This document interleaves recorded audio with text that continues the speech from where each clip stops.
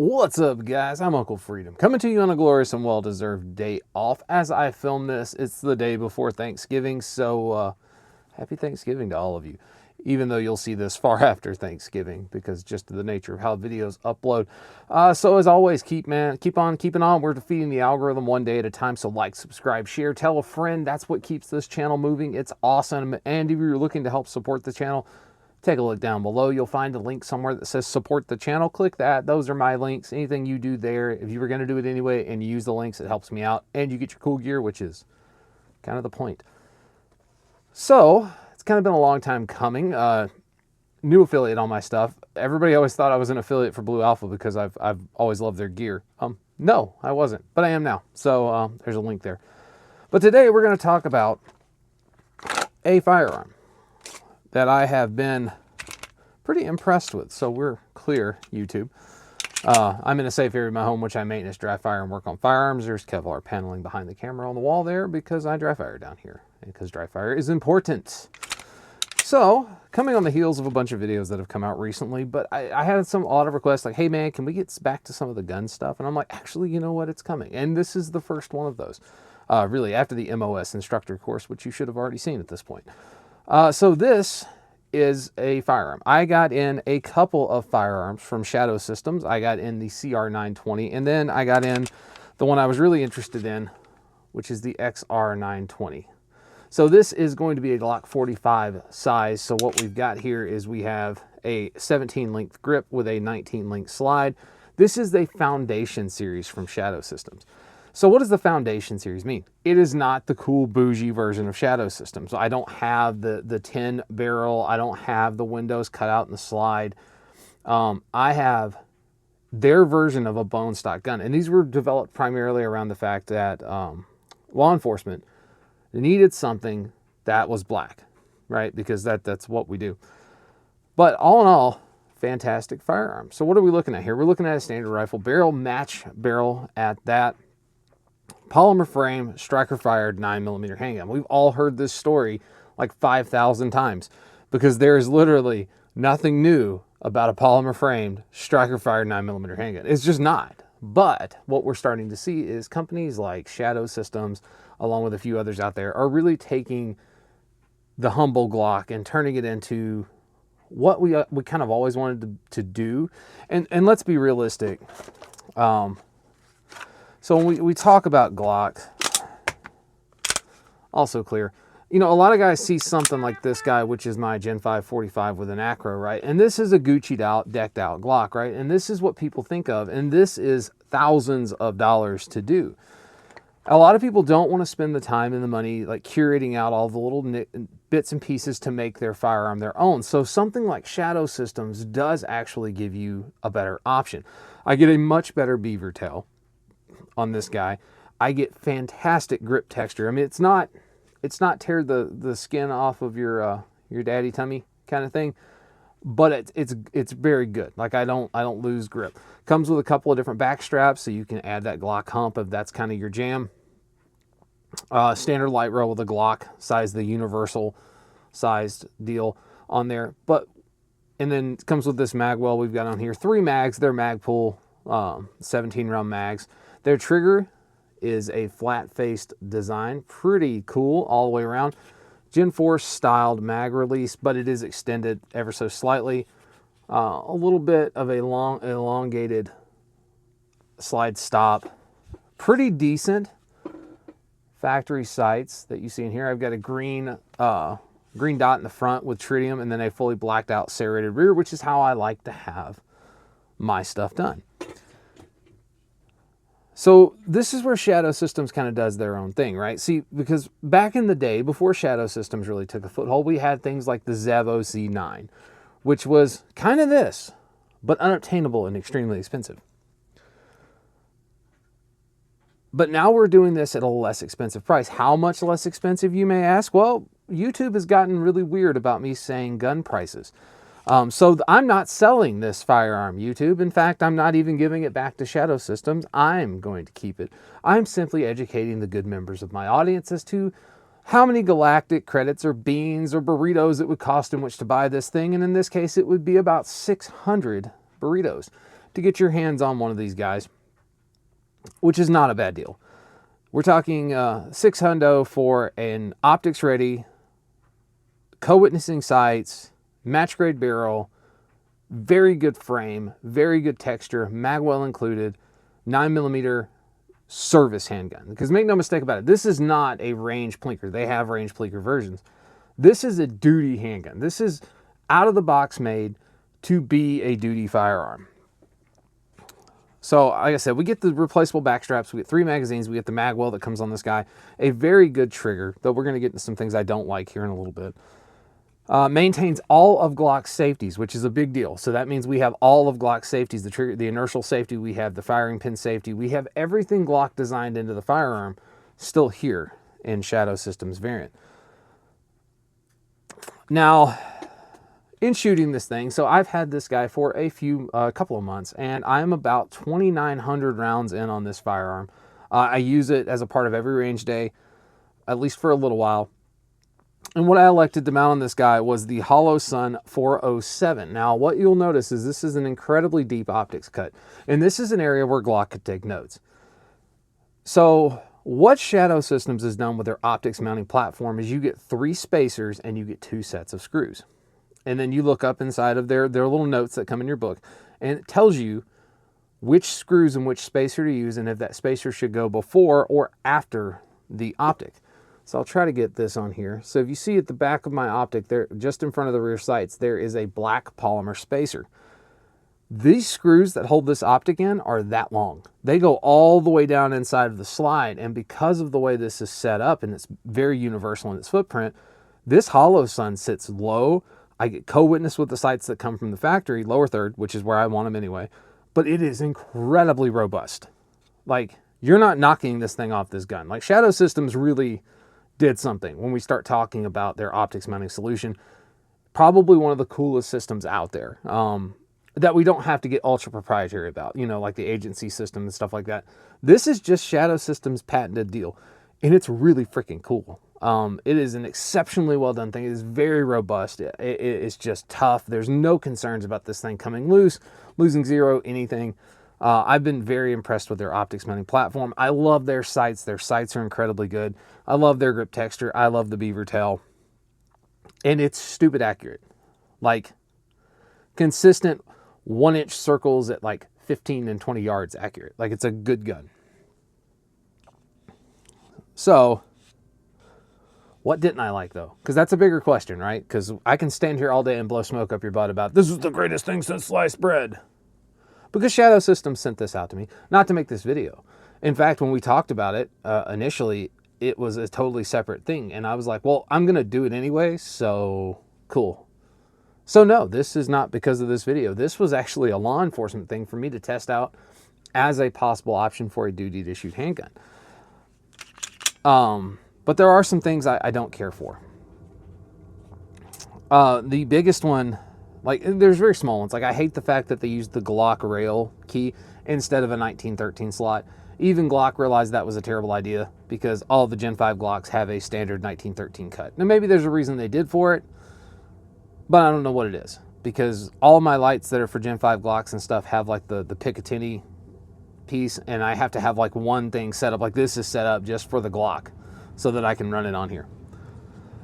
The other thing I seriously dislike about this handgun, and I can't make up my mind if I'm being petty or not, and it's the trigger. So again, still clear, y'all tubs. So the trigger on this guy, flat-faced, very nice. Like, I hit a very defined wall, but here's where the weirdness goes. Creepy, mushy, mushy, mushy, mushy, mushy, and it rolls through the break. There is no defined, like, even for as defined as we can talk about a wall on a Glock, like, that wall doesn't exist. It is incredibly just, like, it's mushy. Like, you hit the wall and you're like, is that the wall? But you're kind of like, you keep squeezing, you're kind of creeping through it, and it's a little mushy, and you're like, maybe that wasn't the wall, and then the gun goes off. Some could call that a feature, right? Like, you're eliminating some of the stuff. I will say, like, reset wise, like, very, very tactile, very, very audible. Though here's the thing, I am not of the school of thought I don't know why we made a selling point how well a gun resets, because to be honest with you, if you hear that during a string of fire, you are shooting too slow. And that means you also don't have good follow through. And why do I say that? Because when I shoot a firearm, if I shoot this firearm and it goes into recoil, like as it's coming back in recoil, I'm already off the trigger. I should never hear that audible reset. Because that means when the gun settles back on the sights, I'm actually already on the trigger again, prepped up to where I need to be prepped up to continue breaking shots if I should, or not, and come out of the system. I don't like that. Somebody's going to scald me for this because the Glock Performance trigger is everybody's darling right now. I didn't care for the Glock Performance trigger. It is very light. It is a very accurate trigger, but I hate the way it feels. And it feels like this, just that rolling, mushy kind of break. And the problem is, because of the way it breaks and how mushy it is, it kind of goes off a little outside of your window when you're thinking about it. Like, you know, for me to be very used to things like this gun with this Overwatch, like I know where that wall is. And I'm sitting on it, and I can just break through that wall. It's extremely consistent, and it's extremely, like, it's a very reliable break. This does not have that. Like, I just overran it, and I wasn't trying to do that. I was trying to come off and hit a wall again, and I rolled right through it because the wall's not very defined. Maybe that's not a big deal to you, but it is for me for some of the longer shots, and I've spent so long shooting on guns that have a very defined wall and break that it kind of throws me off. When I'm shooting. That said, have I noticed the gun to be inaccurate? Absolutely not. I had a few hiccups in the firearm, but even Shadow Systems, they tell you, they're like, hey man, you need a 200 round break-in period once you get this guy on the range. Just keep it lubed and let the parts wear in. It'll do its thing. That was about right. I had a few malfunctions in between like round 100 and like round 150, and then it cleaned up, and then it's been totally rock solid reliable ever since that day. Somebody's going to argue that in the comments. I guarantee it. Well, Glock doesn't need a break-in. Here's the thing. If you bought a new gun and you didn't go shoot 200 rounds through it, why did you buy the gun? Like 200 rounds is an appetizer, man. Like I understand I shoot a lot. I shoot more than most people. But 200 rounds is nothing, man. Like if you're worried about a 200 round break-in, might not be the thing. Also, you've never shot 2011s and 1911s because those damn things got to wear in too. So what did I love though? I love the grip texture. Indy for the flashlight. Love the grip texture. Very nice. The undercuts on this trigger are a thing of beauty. I get very high up onto the firearm, and that beaver tail is just generous enough that when I suck up onto that firearm and I'm leveraging off this magwell, it's rock solid in my hand. It just tracks very flat when I'm shooting. The magwell is actually pretty nice. This is a polymer magwell. It's not a meta magwell. It's actually pinned in through the back right here, this little hole. But it's a pretty good magwell. It's got a decent flare all the way around. I found no issues, empty mag. I found no issues getting it in. It works with all of my mag extensions, even stuff like the Strike Industries that doesn't work with the SLR. It's worked just fine with those. The actual iron sights on these guns are awesome. Like they are fan-freaking-tastic. Like the iron sights are a thing of beauty. I really like how they were done. I love the kind of the thinner nature of the back, how it's got a good ledge to it, so I could if I needed to. I love the fact that they lower third co-witness with most optics.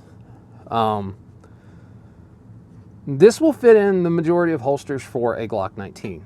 There is a caveat and a problem, and we'll go into what that is now. So everybody, I'm a cop, right? Duh, no, it's not surprising anybody at this point. But I shoot out of retention holsters almost exclusively unless I'm training concealment. I do not run gamer rigs. I don't run folded Kydex shells. I don't do any of that because everything, even when I shoot competitions, I am shooting those things in a manner in which I carry a gun on a daily basis in a professional environment, right? Because it does me no good to go out and get some really good stress training on a simple Kydex holster when I could have been defeating retention the entire time and using my gear more efficiently, making me a more efficient person behind the gun in my day-to-day life. But everybody knows, and since that last video, I'm a huge proponent of the Alien Gear Rapid Force Duty holster. I think that holster is just awesome. It does not fit this gun. It should fit this gun in theory, and it kind of does fit this gun in theory, but I'm going to tell you what's wrong about it. So the way the slide is designed, when you insert in, it actually gets hung on the ejection port where you would sweep the lever. So the only way to make this go into the Safariland is to break the grip over to the side and hit your lever, and it'll drop in just fine in the alien gear, and it's perfectly retained, it draws just fast, everything's fine, but you cannot reinsert it without a lot of extra work. But that said, you know, things like this guy here, this is a 6378 RDS Glock holster, so this will fit 17s, 22s with red dots, of which I have both. But by the nature of the fact that I always run full-size weapon lights, again, guys, this is not a secret. I am not a big compact light fan. I like big lights because I want output and performance. And if even now with like my smaller variants of lights, it's this guy. It's the HLX7 from Streamlight. You guys want to know more about that light? Stay tuned. I like full-size lights because I want the performance. There's no reason to have a compact light on an outside the waistband gun, right? It doesn't make any freaking sense because you're not putting it in your pants. And also this doesn't make it doesn't even bother me putting in my pants with this X300. So, I like the full-size lights. So something like this guy, now this guy, no problem. Locks up perfectly solid. Hood closes like it's supposed to. I do have a nub mod on it. Draws out no problem. Reindexes, reinserts without a problem. I have had no issue, thousands of rounds through this holster and this firearm. When I shoot, and I carry this and I shoot at concealment because most of my holsters are cut for an X300, I shoot the TLR1 variant of the Filster floodlight, which indexes off of the light. This is my concealment rig for this gun. Exceptionally good. I've got my wedges on the back. I like it, right? So would I buy this firearm again? Now I'm going to spoiler alert, the XR920, which is their Glock 43, aside from the fact that they have the coolest freaking magazines I have ever seen. This was one of the smartest decisions. Now, the only problem is I can't use G48 mags in that CR, but their mags are 15 rounds and amazing. But this gun, absolutely, all day and twice on Sunday. I absolutely adore this thing. The more I've shot it, I have gotten used to that trigger. I don't have a problem with it. I spent a lot of time with this firearm and the Mantis dry fire system. It's been exceptionally good. For the bones, for this guy coming in under $6 bills, like, you can't go wrong with this. If you bought a factory stone cold Glock 45 to do what I've done to this, the magwell alone puts me above the cost. So for what these cost, the Foundation series from Shadow Systems, absolute home run. Very, very good pistols, very reliable once you pass that break-in. Exceptionally accurate and one of the best optics mounting systems you're going to find for a duty grade firearm. Which brings me to my coolest point, and I'm going to leave you with this. Shadow Systems has an amazing program. Meaning if you're carrying this firearm and you have to use it in defense of your life or someone else's life, this gun, and I've covered this before, is going to be taken away and put into evidence until all of the adjudication is done, right? And you're proven to be okay for what you did, and then you get your stuff back. However, in that time frame, Shadow Systems is going to send you another one. They're going to give you another firearm, just like the one you lost defending your life, so that you're not unarmed. You know, provided you're not in jail because you just murked a dude on purpose. But they're going to hook you up, you know, in the line of duty kind of thing. Like, that's awesome. That's really cool because I've told people this before. As a cop, if I get into a shoot, this is gone until I'm cleared and I get it back. So it's nice to know that there's a gun company out there that supports it enough that, like, hey, man, you're in a lawful shoot. You had a legally justified protection of your life or someone else's life. We understand they took your gun. Here's another one. Go forth. It's dangerous out there. Take this with you. So guys, I am Uncle Freedom. This has been a look at the Shadow Systems XR920, an exceptionally good platform for the $600 mark. And I'm not Such, so I don't love every gun I see. I have my critiques. I'll tell you the CR, I didn't like it at all. Me and that gun don't get along. I just didn't care for it. Wasn't my jam. This thing though, this is money. And highly recommend it. The Foundation series, so for those of you on a budget, this is the least expensive Shadow Systems option. I'd go get you one. Personally, I like them. I think they're great. So guys, I am Uncle Freedom. Take care of yourself. Take care of each other. And as always, I'll see you later.